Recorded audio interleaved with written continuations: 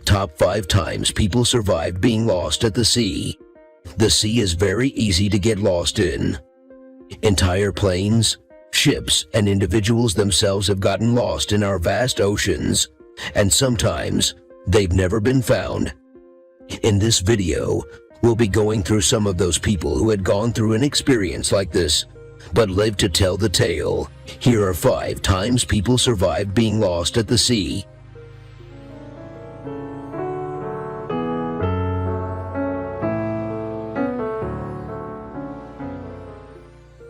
5. Jennifer Appel and Tasha Fuiaba. Jennifer Appel and Tasha Fuiaba were 2 women from Honolulu, Hawaii who set sail on an 11-day journey to Tahiti in 2017. The distance between Hawaii and Tahiti is around 2,700 miles, and the route is home to many deadly sharks and storms. Nonetheless, they decided to take the journey on May 3rd, and on that very day, they encountered a massive storm with winds of up to 72 miles per hour which broke the boat's spreader. They were left stranded on their boat with no way of returning to Hawaii and any island nearby as the boat's engine was completely wrecked.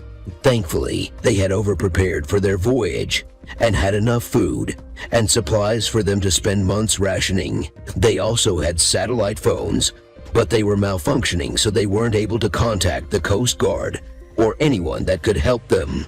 Although food and supplies weren't an issue, the sailboat did face the brunt of a typhoon. It faced shark attacks, and it was on its last legs. They attempted to sail too many islands, but either due to rules and regulations or just geographically limitations, they weren't able to receive any assistance. It wasn't until October 27th, about 900 miles away from Japan, that they were spotted by a Taiwanese fishing vessel. Although the crew on the vessel didn't speak English, they were able to alert the U.S. Coast Guard, stationed nearby in Guam, and they were finally rescued by them the next day. 4. Samu Pelesa Filo Edueni Naso. On October 5, 2010, 3 teenage boys named Samu Pelesa, Filo, and Edueni Naso from New Zealand's Tokelau territory disappeared somewhere in the South Pacific. They lived on a small island in New Zealand and were attempting to sail to another, which is common in this area, but after setting sail, they never returned. Normally, it would have been a 2-day journey, so they had only brought water for 2 days. On board, however, they ended up being stranded for over 50 days. When they ran out of the water on board, they mainly relied on rainwater for their survival. When they had completely run out of all food, they even started to catch birds flying around and ate them raw. Meanwhile, back on their island, the boys were presumed to have died, and many locals even attended their funeral. When the boys had lost all hope, they began to drink seawater as a last resort. But just as their luck was about to run out, the boys were found by a fishing boat that came from Fiji. The boys had drifted over 500 miles away from where they were supposed to land. The fishermen took the boys to a hospital in Fiji from where they received treatment and were sent back to their homes in Tokelau. 3. Brad Kavanagh and Deborah Kiley. Deborah Kiley was an experienced sailor who was also a crew member in yachts around the world. In October of 1982, she went on what she thought would be just another trip on a yacht called the Trashman. But what happened next was something she would have never expected. The yacht was expected to go from Maryland to Florida, which is a common route, but as soon as the boat reached North Carolina, things went south. There were 4 other crew members on the boat: the captain John Lippeth, his girlfriend Meg Mooney, and 2 other experienced sailors named Brad Kavanagh and Mark Adams. During the trip, the crewmates found out that the captain, John Lippeth, actually had a fear of the ocean and no experience in sailing. He also spent the majority of the voyage drunk with one of the other sailors, Mark Adams.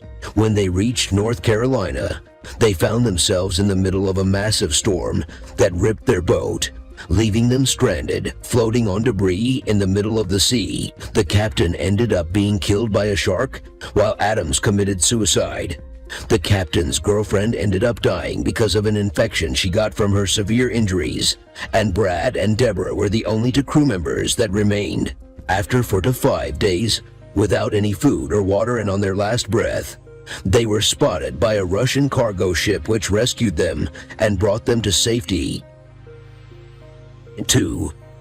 Maurice and Marilyn Bailey. Maurice and Marilyn Bailey were a couple who had a dream of one day moving from their city in England to spend the rest of their lives in New Zealand, and in March 1973, they embarked on that journey. They set sail on a yacht named Orlin, and after a smooth sail for a long enough time, a whale managed to strike their yacht, damaging it to the point where it was unusable when they had reached the Pacific after crossing the Panama Canal.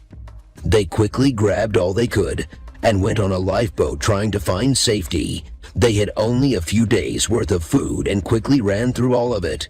They relied on rain for water, and for food they mainly ate whatever came close to them, whether it was fish, birds, or turtles. They had also sustained injuries, and without treatment, it was getting worse and they had almost no hope left.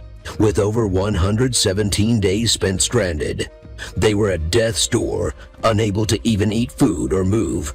They were miraculously found by a Korean vessel which rescued them and sent the couple to Hawaii for treatment.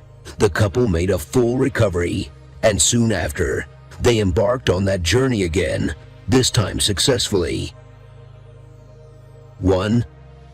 Jose Salvador Alvarenga. Jose Salvador Alvarenga is an El Salvadorian fisherman who had been fishing for over 10 years with plenty of experience as a sailor under his belt. One normal day in 2012, he set sail from Chiapas, Mexico, where he now lived, on another fishing trip. He's normally accompanied by his usual fishing mate, but as he was sick, he was accompanied by a replacement named Ezequiel Cordoba. Cordoba was highly inexperienced and did not get along well with Alvarenga. After they set sail in November of 2012, they were shortly caught in the middle of a deadly storm that would almost disintegrate his fishing boat, and the two were forced to throw their entire catch into the ocean to prevent it from sinking. Left with very little food or water, Alvarenga managed to contact his boss from a radio phone before its battery completely ran out. Most of their supplies sank, but Alvarenga was still able to use his years of experience to catch enough fish, seabirds, and turtles, but Cordoba became sick and tired of eating raw food and eventually starved to death. His corpse was thrown off board after Alvarenga descended into insanity. He still never lost faith and never attempted suicide, despite strongly contemplating it after the death of Cordoba, and after 438 days lost at sea, Alvarenga managed to spot a tiny little piece of land, which ended up being the location of a beach house near the Marshall Islands. He left his boat and swam the rest of the way, where Marshall Islands authorities recovered him and treated him for various health problems. Jose Salvador Alvarenga spent more time lost at sea than any other person before in history. He recalled his story in a book that was released in 2015. That's a wrap for the top 5 times people survived being lost at sea. What would you be able to do in a situation like this? Let us know in the comments below. As always, don't forget to like this video and subscribe to our channel for more videos like this one. See you in the next one.